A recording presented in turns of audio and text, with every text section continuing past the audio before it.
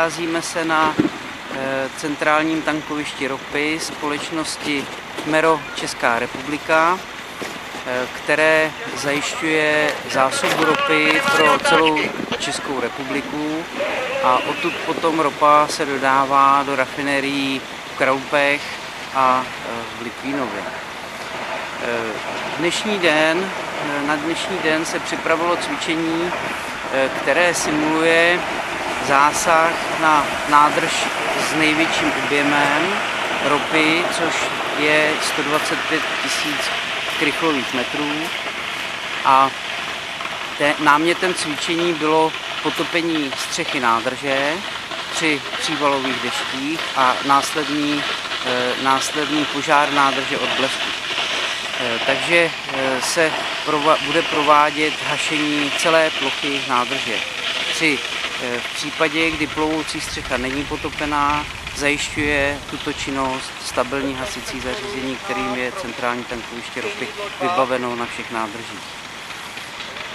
Při cvičení se ověřuje jednak dojezd jednotek na místo zásahu, příprava zařízení pro provedení hasebního zásahu, příprava dostatečného množství hasiva pro požární zásah a potom bude následovat po celkové přípravě pro požár, bude následovat fyzické provedení zásahu na nádrž oběma monitory.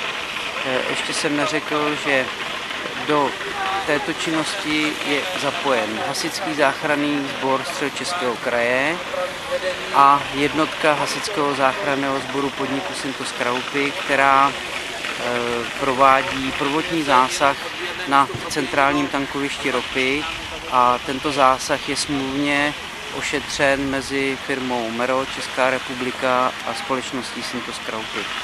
Takže tyto dvě jednotky budou provádět zásah. Společnost MERO vybavila tyto jednotky technickými prostředky.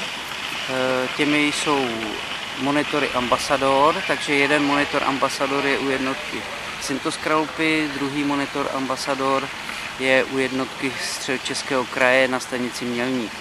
Dále společnost MERO vybavila obě jednotky požárními hadicemi, kterými se provádí plnění těchto monitorů.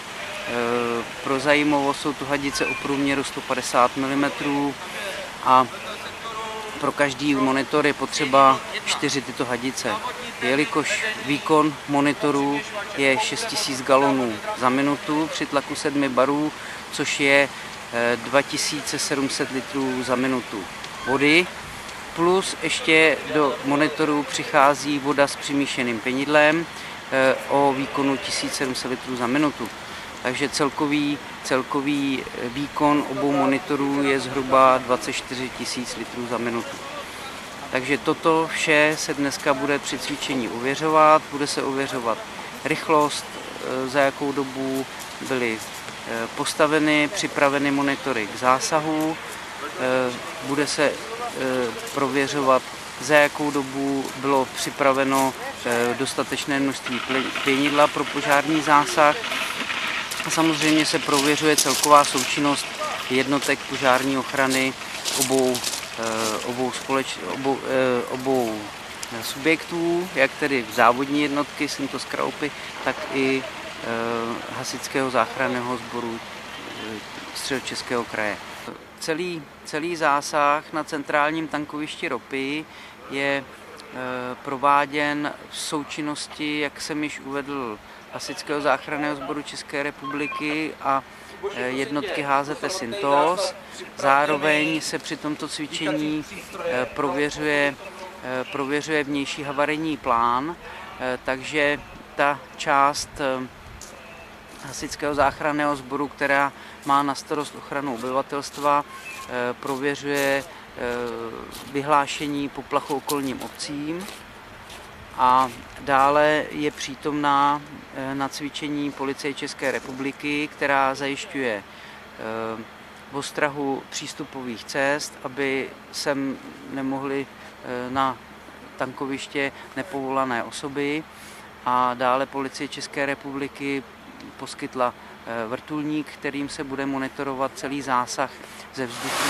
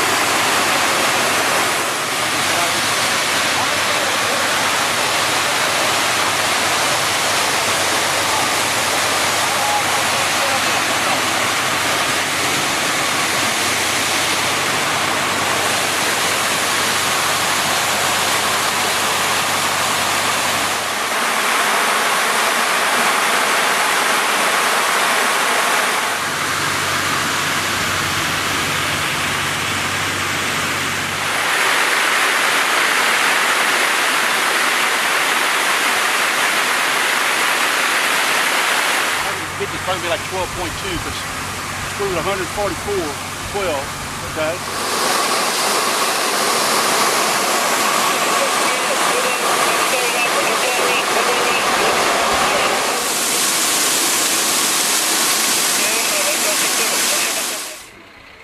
Cvičení MERO 2014, které jsme dnes realizovali na centrálním tankovišti, je samozřejmě důležité i pro Hasičský záchranný sbor Středočeského kraje, protože tím nacvičujeme součinnost jak s Hasičským záchranným sborem podniku Syntos, který je předurčen pro řešení mimořádných událostí na centrálním tankovišti, tak samozřejmě je to důležité i pro naše hasiče, aby si osvojili, připomněli svoje návyky, které mají na práci na tomto tankovišti a při řešení mimořádné události zde.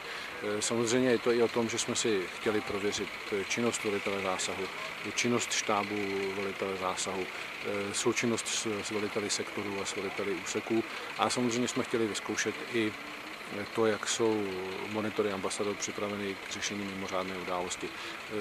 K tomuto cvičení, které probíhalo dnes od ranních hodin, jsme včera měli odborný seminář pro veřejnost z České republiky, ale i ze zahraničí. Byli zde hosté z Maďarska, Polska, Německa, i ze Slovenska a poměrně zajímavé byly přednášky pánů od společnosti Williams, kteří mají zkušenosti s řešením více než 200 obdobných požárů, nádrží s hotovou kapalinou v celém světě. Takže samozřejmě pro nás je pak důležité jejich zpětná vazba o tom, aby nám řekli, jestli jsme vlastní zásah prováděli dobře a jak oni to vidí ze svého pohledu. A samozřejmě oni jsou pro nás takovým měřítkem toho, zda to děláme dobře nebo ne.